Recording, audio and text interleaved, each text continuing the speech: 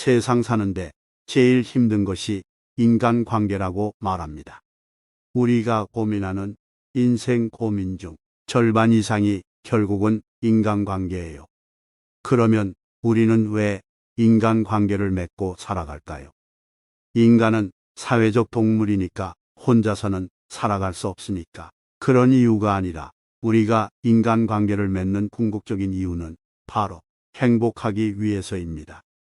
혼자서 즐거운 것보다 이 즐거움을 나누면 배가 되고, 혼자서 슬퍼하는 것보다 이 슬픔을 나누면 절반이 됩니다.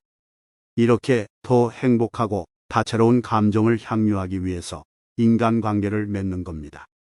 그런데 행복하기 위해서 하는 인간관계가 행복은커녕 도리어 불행의 근원이 됩니다. 결국 우리의 인생이 괴로울 수밖에 없는 이유는 잘못된 인간관계 때문입니다. 인간관계에는 법칙이 있습니다. 마음이 작용하는 원리가 있는데, 그 원리를 제대로 이해하지 못하면 잘못된 인간관계를 맺게 되고 마음이 불행해지는 겁니다. 있는 그대로의 법칙, 즉 마음작용의 원리를 제대로 이해해야 합니다. 나에게 괴로움을 주는 원수가 있습니다. 이 원수의 성질이 무엇일까요? 변하지 않는 것입니다. 상대를 바꿀 수는 없습니다. 관계를 바꾸려면 어떻게 될까요? 내가 지칩니다. 상대는 지치지 않습니다. 내가 힘들고 마음대로 되지 않으니 괴로움 속에 살게 됩니다. 무조건 내가 참으라는 이야기가 아닙니다. 원수의 성질을 이해하라는 것입니다. 원수가 변하지 않는다는 것을 이해하고 인간관계를 맺어야 합니다. 원수뿐만 아니라 나를 제외한 모든 사람은 변하지 않는다는 것을 전제로 해야 합니다. 그러면 원수를 어떻게 대해야 할까요? 네, 알겠습니다 하고 그냥 좋게 넘어가십시오. 생각만 해도 가슴이 답답해지시지요. 말만 그렇게 하고 즉각적으로 상황을 넘어가세요. 원수 아니라 부모님, 상사, 친구의 말이라도 내가 다 따를 수 없습니다. 내가 원하는 것이 다 이루어지지 않는 것처럼 남이 나한테 원하는 것도 내가 다 이루어줄 수 없습니다. 무리해서 내가 감당하지도 못할 책임감을 가지지 않아도 됩니다. 한 50대 주부가 가족관계 때문에 힘이 들어 고민을 말했습니다. 어릴 때 오빠보다 공부를 더 잘했는데 학교 진학을 양보했고, 결혼해서는 시가 식구들에게 물질적으로 정신적으로 봉사하며 살았고, 또 자식들이 출가하자 이제 손자를 봐달라고 한다며 세상에서 가장 소중한 가족이지만 너무 서럽고 도망치고 싶다는 사연이었습니다. 살아오면서 고생을 너무 많이 하셨습니다. 인생을 의무감으로, 책임감으로 살아와서 마음이 너무 무거운 겁니다. 지금부터는 살고 싶은 대로 살아야 합니다. 자식이 성인이 되었으면 더 이상 안 돌봐도 됩니다. 심리가 억압된 상태에서 하면 중노동이고, 자기가 좋아서 하면 놀이가 됩니다. 마음속에서 두 가지 마음이 충돌하기 때문에 괴롭고 힘든 겁니다. 손자 안 돌봐주는 것에 미안해할 필요 없습니다. 나는 할 일을 다 마쳤다. 열심히 살았고 이제 할 일이 아무것도 없다고 자기 암시를 해야 합니다. 이것도 연습이 필요합니다. 의무감 때문에 너무 참고 살지 마세요. 내가 가족을 위해 헌신하는 부분이 너무 커서 내 자신을 갉아먹으면 본인 스스로 나를 바꿔야 합니다. 남은 바뀌지 않습니다. 나만이 바뀔 수 있습니다. 내가 도울 수 있으면 돕고, 못 도우면 안 도우면 됩니다. 그래야 가족 간에도 원수되지 않고 살 수 있습니다. 이제는 스스로를 돌보면서 본인을 칭찬해주면서 행복하게 사시기를 바랍니다. 인간관계를 맺는 지혜는 불교의 가르침으로 말하자면 분별심을 내려놓는 것입니다. 있는 그대로 받아들이라는 것입니다. 마음의 작용 원리를 이해하라는 것입니다. 행동을 규정하는 윤리 도덕이 아닙니다. 스스로의 마음을 움직이는 원리를 배우는 것입니다. 남을 못마땅해 하지도 말고 고치려고 하지 마세요. 내가 나를 바꾸려고 해도 잘 안 되는데 남을 어떻게 바꾸겠습니까? 다만 내가 보기에 못마땅해서가 아니라 그 사람을 위하는 마음으로 고치도록 권하는 것은 괜찮습니다. 다만 쉽게 고쳐지지 않을 것임을 미리 알고 시작해야 합니다. 한두 번 지적했는데도 상대방의 행동이 고쳐지지 않으면 불쾌합니다. 상대방을 생각해서 충고해 주었는데 무시당한다고 느끼고 기분이 나쁩니다. 이런 생각이 들 때는 그 사람이 아니라 나를 점검해 봐야 합니다. 내가 원하는 답을 상대에게 정해놓고 요구하지 마세요. 정말로 그 사람을 위하려는 마음에서 충고를 했는지, 혹시 내 마음에 들지 않아서 고치고 싶었던 것은 아닌지, 금방 고쳐질 것이라는 기대를 버리고 조언하면 상대방이 달라지지 않더라도 내가 기분 상할 일이 없습니다. 쉽게 안 고쳐진다는 것을 미리 알았기 때문에 오랜 시간 도와줄 수 있습니다. 상대방이 내 말을 듣지 않는다고 스트레스를 받으면 안 됩니다. 내가 아는 사실을 상대에게 알려줄 수는 있지만 그 이야기를 듣고 판단하는 것은 그 사람의 몫입니다. 그런데 대부분은 상대의 행동이 바뀌지 않으면 저 인간 아직도 정신을 못 차렸네라고 생각하면서 화를 냅니다. 이때 괴로워지는 것은 내 자신일 뿐입니다. 상대방이 내 충고를 받아들이지 않아서 짜증이 밀려올 때는 먼저 내 마음을 고요히 지켜보십시오. 그러고도 정말로 나를 위해서가 아니라 상대방을 위한다는 판단이 선다면 내 뜻대로 상대를 고치려는 대신 상대에게 추가적인 정보를 주세요. 그 충고를 받아들일지 말지 결정은 당사자가 하는 것입니다. 나는 그저 지켜보고 기다리면 됩니다. 서로의 자유와 의견을 존중하세요. 사람들과 어울리지 못하는 본인을 탓할 필요는 없습니다. 지나치게 고치려고 노력하지 마세요. 충분히 노력해서 안 되면 더 이상 노력하지 마세요. 다만 본인 의사 표현은 해야 합니다. 사람들은 살아온 환경이 서로 다릅니다. 그렇기 때문에 같은 말을 해도 그 말이 서로에게 들리는 방식이 다릅니다. 오히려 남과는 대화를 정확하게 하는데 가까운 사이에는 대충 해놓고 상대방이 다 알아들었을 것이라고 착각합니다. 그리고 내가 원하는 대로 일이 풀리지 않으면 말이 안 통한다고 생각합니다. 말이 안 통하는 것이 아닙니다. 착각에서 오는 현상입니다. 사람은 대부분 이기적입니다. 누구나 본인에게 이익이 되는 방향으로 관계를 맺으려고 합니다. 누군가와 관계를 맺고 유지할 때 의도적이든 아니든 이기심이 작용합니다. 이기심을 갖고 누군가를 만나는 것 자체가 나쁘다는 것이 아닙니다. 다만 다른 사람들도 마찬가지로 이기심을 가지고 인간관계를 맺는다는 사실을 이해해야 합니다. 내가 나도 모르게 이익을 따져서 사람을 만나듯이 다른 사람들도 이해관계를 따집니다. 사람이 살면서 필요하면 묻고 도움받고 서로 주고받으면서 사는 것이 인생입니다. 그런데 내가 10을 줬는데 너는 왜 하나밖에 안 주냐고 따지면 피곤해서 살기 힘듭니다. 부모가 자식에게 100을 주는데 자식이 부모에게는 1도 안 줍니다. 그러면 부모는 괴로워서 어떻게 살까요? 그런데 그 부모 또한 본인 부모에게서 100을 받았습니다. 결국 인생에서 도움을 주고받는 총량은 비슷비슷합니다. 전체를 놓고 보면 나에게 도움을 주지 않는 친구가 있는가 하면 내가 조금 주고 더 많이 받는 경우도 있습니다. 앞으로는 상대가 나에게 친절을 베풀면 고맙습니다 하고 상대가 잘못해주면 그만이다라고 생각해 보십시오. 사람을 사귈 때도 마찬가지입니다. 내가 좋아했는데 상대가 나를 좋아하지 않는다고 해서 미워하면 안 됩니다. 좋아하는 것은 내 마음이고 상대가 나를 좋아하든 안 좋아하든 그것은 상대의 마음이기 때문입니다. 또 나를 좋아하다가 다른 사람을 좋아해도 미워할 필요가 없습니다. 상대의 마음이 그렇게 흘러가는 것을 어떻게 하겠습니까? 그럴 때 미워하지 말고 그래 나는 그동안 너 덕분에 행복했다. 고맙다. 이렇게 생각해야 합니다. 그러면 배신이니 어쩌니 하면서 괴로워하지 않을 수 있습니다.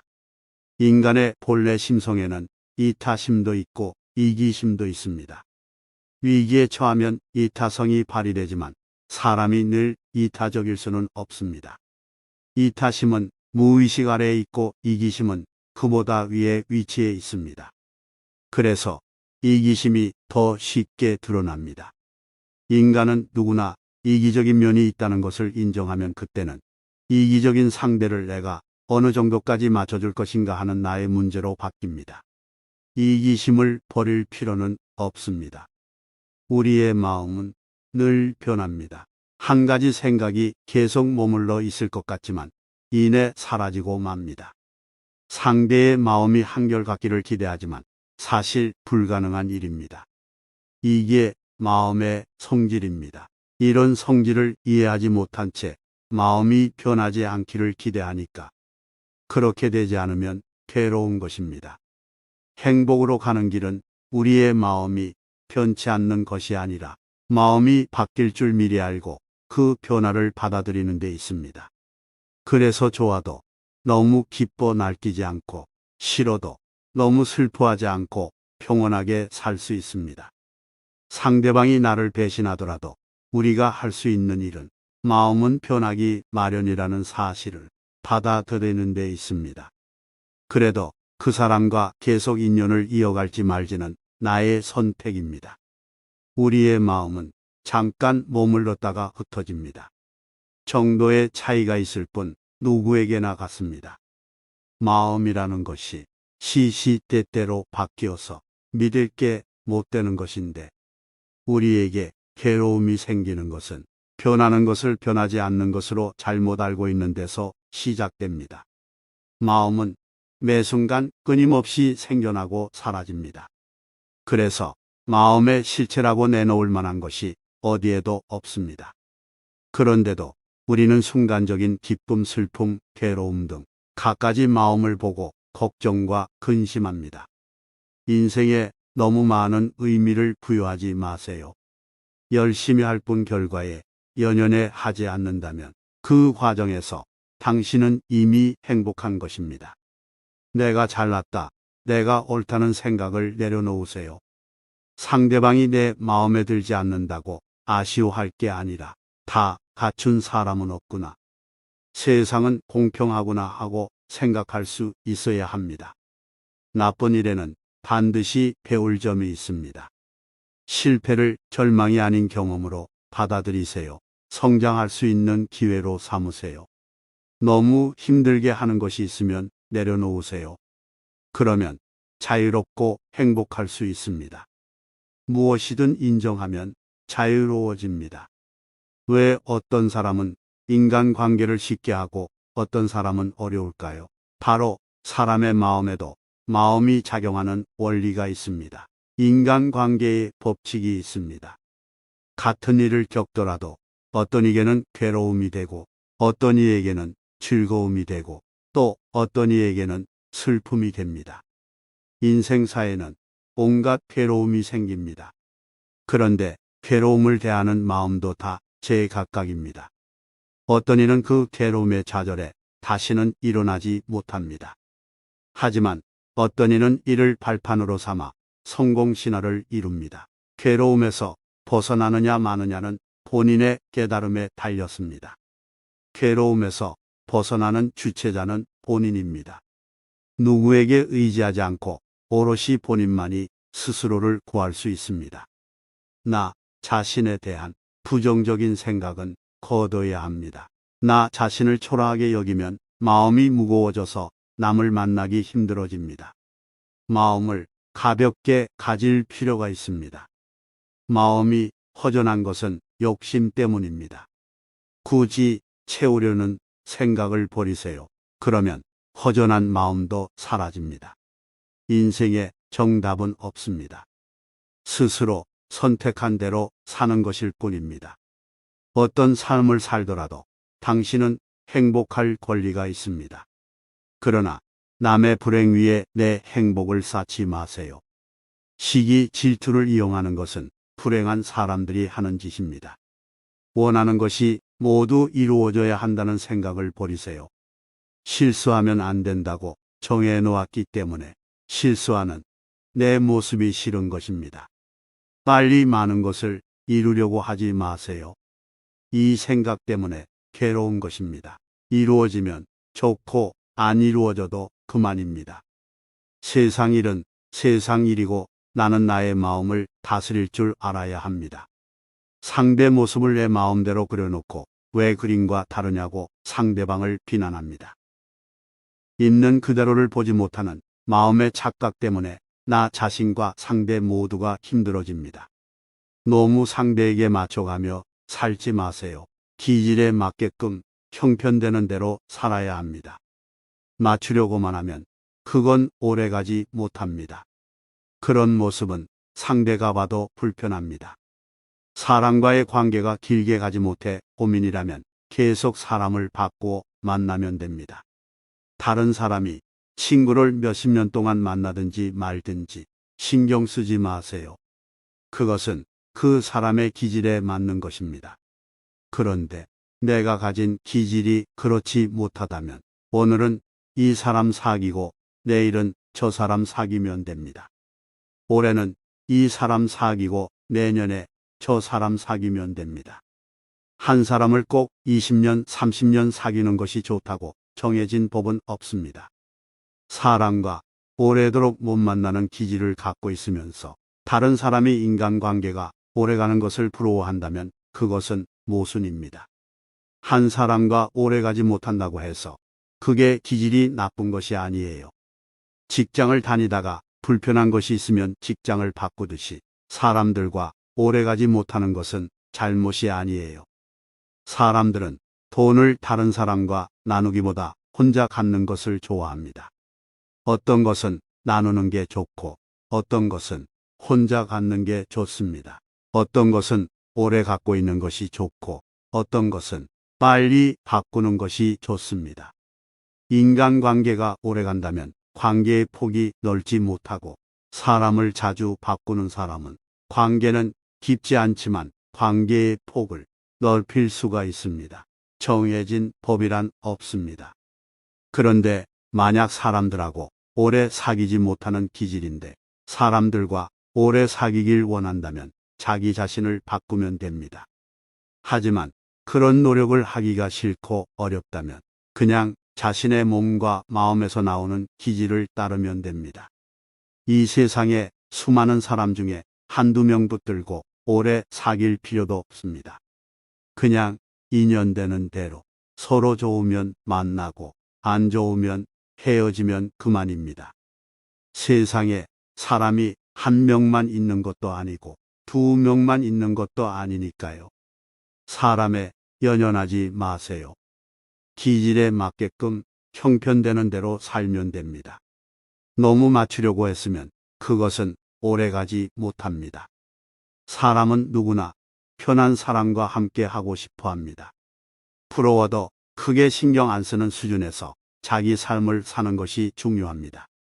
누군가를 부러워하거나 자신이 소외된다고 느끼는 것은 자기 중심성이 없어서 그런 겁니다. 직장에서도 특별히 누구와 친하게 지내지 마세요. 특별히 친하면 그 사람을 통해서 이득을 볼 수도 있지만 공정성은 사라지게 됩니다. 그래서 향후에는 오히려 그 관계가 독으로 다가올 수 있습니다. 잘 나가는 다른 사람을 부러워하지 말고 단지 자기 자신을 변화시키기 위해 노력하세요.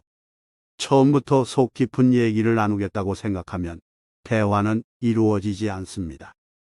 처음부터 만나자마자 결혼할 상대를 구하겠다고 하면 결혼 상대는 구해지지 않습니다.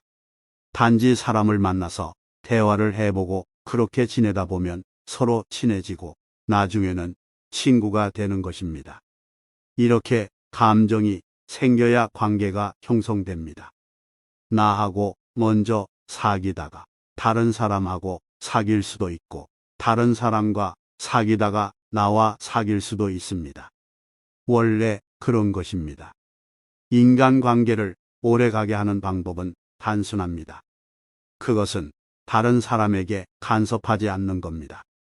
지나치게 간섭하는 것은 다른 사람의 생각을 무시하는 거예요. 주말에 명상도 하고 혼자서도 부러움 없이 살 수 있는 그런 마음가짐을 가지세요. 비가 안 오면 농사를 망치는 것은 당연합니다. 만약 비가 안 와도 농사를 망치고 싶지 않으면 가뭄에도 잘 자라는 메밀이나 감자를 심으면 됩니다. 물이 부족해서 물을 늘리고 싶다면 지하수를 끌어와 수로를 만들면 됩니다. 그것이 어렵다면 이번 농사는 손을 떼면 됩니다. 어떤 농사를 짓든지 그 어느 게 좋다고 말할 수가 없습니다. 어떤 인생을 살 것인가는 조건에 맞게끔 사는 길과 필요에 맞게끔 조건을 변화시키는 길이 있는 것입니다. 혼자 있어도 괴롭지 않고 둘이 있어도 귀찮지 않은 것이 자유의 길입니다. 모든 관계가 오래가야 좋다고 할 수는 없습니다. 어떤 관계는 짧은 게 좋고 어떤 관계는 오래 가야 좋을 때가 있습니다. 모든 사람과 무조건 오래 간다면 인간관계가 너무 복잡해지고 다양한 사람을 만날 수가 없습니다. 인간관계는 만나기도 하고 헤어지기도 하면서 오고 가야지. 너무 꽉 묶여 있으면 자유를 잃습니다. 사람들이 많이 모이면 갈등이 생기기 마련입니다. 사람이 모여 있는 장소에서 모두가 나와 맞는 경우는 없어요. 갈등을 피하기 위해서는 화합을 해야만 합니다. 화합하는 법은 어렵지 않습니다. 화합하기 위해서는 자기 의견을 고집하거나 말을 험악하게 하지 않아야 합니다. 또한 사람에 따라 차별하지 않고 평등하게 대한다면 화합할 수 있고 비로소 갈등이 사라지게 됩니다. 남의 뜻을 존중해야 합니다. 살다 보면 의견이 서로 다를 수 있습니다. 이건 어디에 가도 누구를 만나도 사람들은 100이면 100 모두 의견이 조금씩 다릅니다. 그럴 때에는 의견을 맞추기도 해야 하지만 그 전에 먼저 해야 할 일은 어떤 의견이든 간에 먼저 상대의 의견을 존중하는 것입니다. 상대가 말을 꺼내자마자 그건 안 되라며 부정하지 말고 저 사람은 저렇게 생각하는구나, 저런 의견도 있구나라고 상대방의 의견을 존중해야만 합니다. 만약 존중이 없다면 상대방도 나를 존중하지 않기에 갈등이 생기는 법이고, 존중이 있다면 상대방도 나를 존중할 것이니 인간관계에서 갈등이 생길 이유가 없습니다. 어떤 일이라도 그 마무리가 참 중요합니다. 내가 단 한 벌에 옷을 만들 때도 옷을 만드는데 99%의 수고를 들였더라도 1% 정도의 사소한 마무리를 잘못하면 시장에 팔아도 제값을 받지 못하며 손님에게서 불평을 듣게 되는 것입니다. 조금만 더 생각해서 마무리를 잘하면 나에게 부족한 부분을 발견할 수 있고 그 단계에서 남은 1%의 수고만 더 들이면 앞서 공들인 99%의 수고와 맞먹는 효과를 거두게 됩니다. 1% 마무리가 부족하여 99%의 수고를 날리는 것은 어리석은 일입니다. 인간관계도 이와 비슷합니다. 처음에 두 사람이 만나면 누구나 서로에게 잘합니다.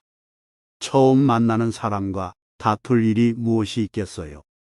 친구도 연인도 신혼부부도 사업 파트너도 처음 만났을 때는 그렇게 사람 좋고 착하고 나에게 잘 대해주며 하물며 정직하기까지 하더니 막상 헤어질 때가 되면 그들은 의리도 없고 정직하지도 못한 모습을 보입니다.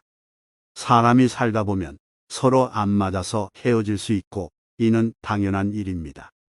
이렇게 헤어질 때에는 그동안 친구해줘서 고맙다, 같이 일해줘서 고맙다, 같이 살아줘서 고맙다는 마음으로 마무리를 잘해야 합니다.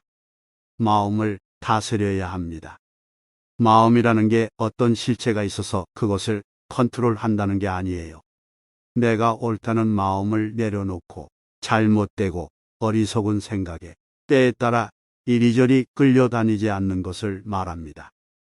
햇빛이 프리즘을 통과하면 말주노초 퍼남보라는 7가지의 스펙트럼이 펼쳐집니다. 우리의 업식도 이 프리즘과 같습니다. 그래서 어떤 사물이 업식을 통과하면 개개인의 특성에 따라 다양한 색으로 인식되는 거예요. 그런데 우리는 내 눈에 빨갛게 보였구나라고 아는 게 아니라 저 벽은 빨간색이야 라고 생각합니다. 그리고 내가 작다고 인식했구나라고 하지 않고 컵이 작은 거야 라고 생각합니다. 이처럼 주관을 객관화시키는 것을 불교 용어로 상을 지었다라고 합니다. 이 상은 실상이 아닌 허상이고 주관을 객관화했기에 내가 옳다며 시비하고 분열이 일어납니다. 하지만 이것이 인식상의 오류임을 알고 알아차리면 상대가 아무리 빨갛다고 해도 잘못 봤다며 시비하지 않습니다. 다만 내 눈엔 노랗게 보이는데 상대 눈엔 빨갛게 보이는구나 하고 받아들이게 됩니다. 신에 대해서 얘기할 때도 있다 없다 서로 주장할 때 저 사람은 신이 있다고 믿고 이 사람은 신이 없다고 믿는구나 하면 됩니다. 누구 말이 맞느냐가 아니라 믿음이 서로 다르구나 하고 보면 사람 사이에 아무런 갈등이 안 생깁니다. 결혼 생활을 할 때도 남편에 대해서 불만이 있다면 그런 남편과 같이 살 것인지 아니면 안 살 것인지, 만약 산다면 앞으로 어떻게 대응할 것인지, 이 중에서 내가 선택한다는 관점을 가져야 합니다.